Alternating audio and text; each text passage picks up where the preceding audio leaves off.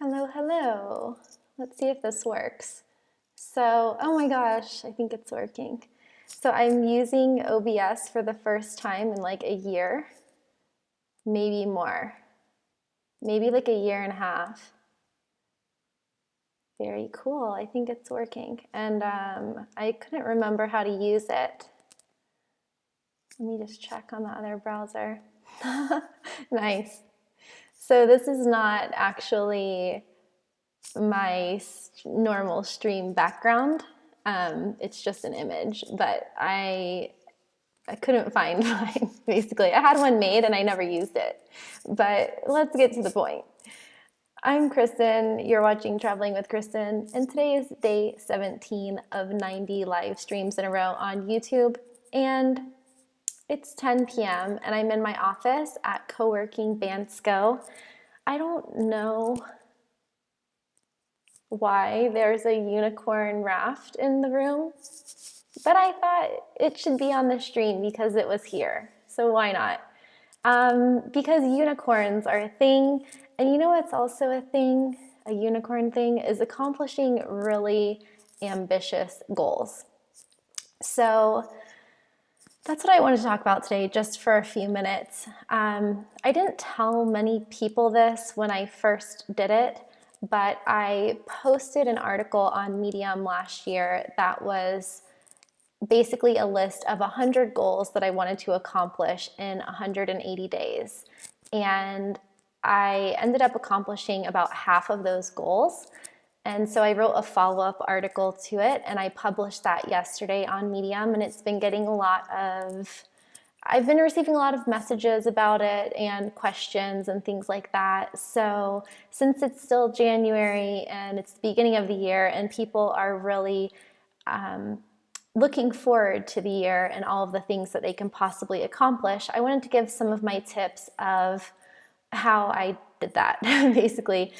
It's not recommended to set more than like 10 major goals per year, and I set 100 in 6 months. So basically, how did I do that? And what are the main takeaways? What are the main lessons and things that I learned out of doing that? And yeah, so we're gonna talk about goals, guys. Goals.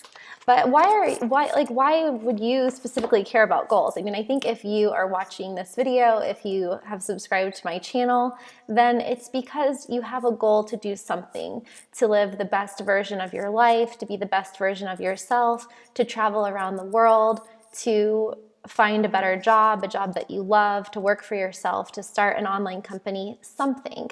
There's got to be some type of goal or ambition that you have for yourself, or you probably wouldn't be watching videos about travel and remote work and becoming a digital nomad. So without further ado, let's see if I can get this window to show up. I have many windows open. Medium window, show up. Okay, so this is my article. I really wish that I had, where is that article? Here it is. I wish I had a monitor so I could see more things that I'm doing right now. But basically, yeah, last year I set out to achieve 100 goals in 180 days. This is the outcome. I will link to this article in the description below so that you guys can see it. But basically, people have been highlighting it. It's a very long read. It's actually a 30-minute read. But publishing the article last year, which was right before my birthday, accomplished two things. It made my goals very visible, and it helped hold me accountable to achieving them. So I knew that once I published a list of very personal goals on the internet, I would have to go about achieving them. So what I'm going to do, here's the short version, okay? 51 goals achieved, 21 goals partially completed, 21 goals failed, and 7 goals postponed. So if you want to see all of the goals, I will post the link there, but let's go down. There's like meditation. We have, one of my goals was to celebrate my birthday at like the longest water slide in Europe. So let's see if I can play this on here. It's an unlisted video on YouTube, but you can still watch it.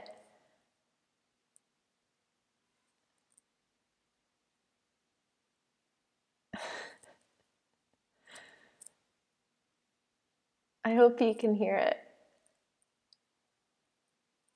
Obviously, I made a video about going on the slide to prove that I did it and because it's fun.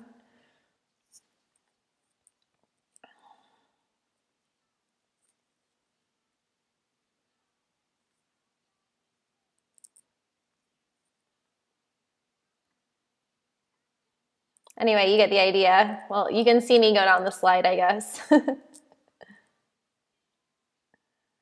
There I go. This is really weird.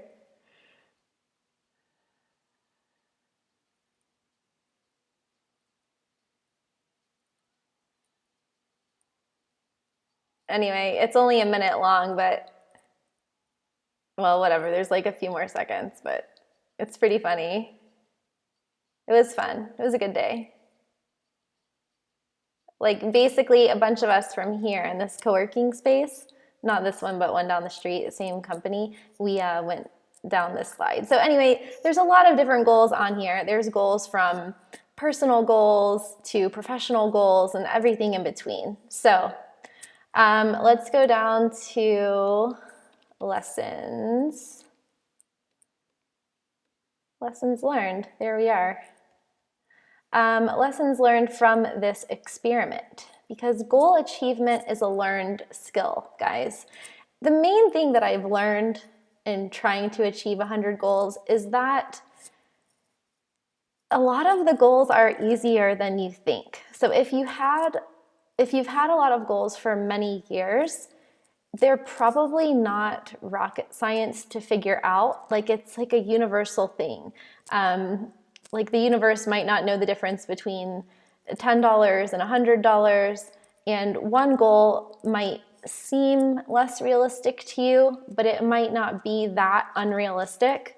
You might just have a mental block as to why you haven't tried to achieve it. So one goal that I've had since I was like in elementary school was to learn how to be a DJ, but I never even attempted to do it. Well, I attempted it a little bit. I signed up for some classes, they got canceled, I forgot about it, and then 25 years later or whatever, I made this goals list and it prompted me to try that again, and it was just a matter of like Googling a class and then signing up for it and paying for it and going to it.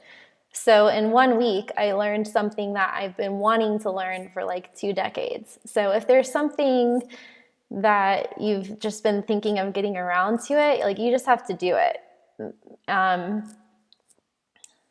There's a few lessons here,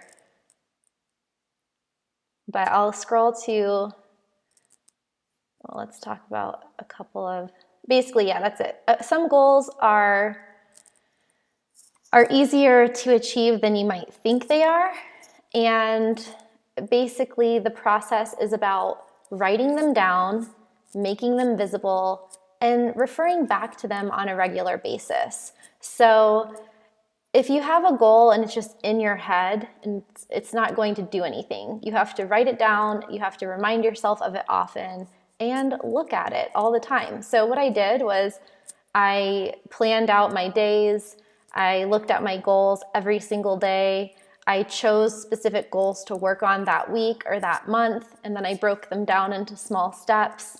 And I reflected on my progress towards those goals. So if your goal is to go to Iceland, for example, if you have enough money, you could just book a trip to Iceland. But if you don't, then you need to put that goal somewhere visible where you'll see it every day. And if you need to save money to go to Iceland, then some steps might be setting up an automated savings account or cutting back on certain expenses. So when you have that goal in your mind and people ask you to go out to eat or go out for a coffee or something like that, and you're just spending a lot of money every day on small things that aren't providing a big sense of fulfillment, then you can keep that top of mind and you'll be better equipped to say no. Like my goal, one of my goals for the year was to go to sleep earlier and wake up earlier. I really didn't accomplish that one. That was one that I failed at. But there will come a decision point in the day where I have to stop working at a certain time, or I can't go out with friends or co-workers or something like that, or take phone calls in the middle of the night, because that's going to conflict with my goal of waking up early. So the main things that helped me achieve the 51 goals that I did was to write them down, publish them, so I would look like an idiot if I didn't achieve any of them, and then track my progress. So I did that on a daily basis, a weekly basis, and a monthly basis. And now this year I got this planner that's called the Full Focus Planner, and it actually has a section for a weekly review and a quarterly review. So I also recommend doing it monthly, and it just gives you a little bit of a dopamine, a serotonin rush or hit, because you get to see your progress. It's like losing weight. Like that's why they say to take your measurements and take photos at the beginning so you can see how far you've come. It's kind of that way with goals. So some of the goals that were the most meaningful, like some of the 10 out of 100 goals, are meditating daily, journaling in some way, shape, or form. So even if you take 5 or 10 minutes to meditate in the morning, and then 5 minutes to just jot down something that you're grateful for, or something that you want to accomplish that day, or how you're feeling, or whatever it is. I've started doing that in March of last year, and that has been completely life-changing. Collaborating with others, also life-changing. Live streaming, something that is usually terrifying for people, myself included. But the more that you do it, the more you feel comfortable at doing it. Which, by the way, is anybody in the comments of the live stream? I don't know if I can't really see. But what else? Oh, publishing content consistently. The act of attempting to grow an audience of like-minded people who need help with the things that I can help with. That's something that has been very fulfilling for me, and that has taught me a lot and has really challenged me to dig deep to provide valuable content and to think about the details in how I do things that I take for granted because it's knowledge that I've had for so many years. Delegating. If you want to be an entrepreneur, a solopreneur, an online business owner, you need to learn how to delegate tasks, because you can't do everything, and you need to learn how to build a team. And so that was a really important lesson this year. And launching different shows on YouTube, like launching Digital Nomad TV, launching my YouTube podcast interview series, Badass Digital Nomads. It's one of those things that I probably could have done many years ago, but I was intimidated to do it, or overwhelmed to do it, or afraid to do it. And then once I did it, it became like a weekly thing that I had to keep doing. And then also intermittent fasting, something I've been experimenting with. Has anyone tried that? I think you should always have like a health-related goal every year. But really the biggest thing, one of my goals was to track my progress on my goals, because I knew that your energy goes where your attention goes. Basically, energy and attention are intertwined. So whatever you're focusing on, that's where your energy is flowing, and that's where you're going to see results. So if you don't write things down and you don't look at them, you might forget that you even had that goal. The other main thing, like why I failed at certain goals, was because they weren't specific enough. They weren't quantitative. They didn't fit into that SMART or smarter goal system where something has to be specific, measurable, actionable, exciting, relevant, time based or time constrained, things like that. So I did give myself quantitative restrictions over certain goals, but definitely not all of them. And those subjective goals were the hardest ones to track, or the ones that I didn't even attempt at all. So that is something that I would definitely recommend. Like, instead of just saying, I want to make more money, you need to be specific as to how much. So if you want to go to Iceland, and you're like, well, I need to save money to go to Iceland. How much do you need to save? And then how are you going to get there? Reverse engineer it. And then, like, the other major tip that I have, if you take away just a couple things from this, it's first to write your goals down and make them visible. Second, to make sure that you're defining them well. Third, to look at them every day. Be obsessed. Be like Gary Vaynerchuk, or be like somebody like that who is just obsessed with their goals and looks at them every day, like in the morning and at night. These are the habits of successful people. Look at people like Tim Ferriss, Tools of Titans, anyone like that. They all have a morning routine or a morning ritual and an evening routine, and that typically involves putting themselves in a peak state in some way, reading something inspiring, or just looking at their goals. So if you want to travel the world or become a digital nomad, you need to get really well acquainted with the process of setting goals and then going out to achieve them and not being afraid to do that. So those are my main tips. And then the last one is to break things into very, very small steps. So I noticed that the goals that I was procrastinating on weren't well defined and were too onerous. They were too overwhelming and too big and too hazy.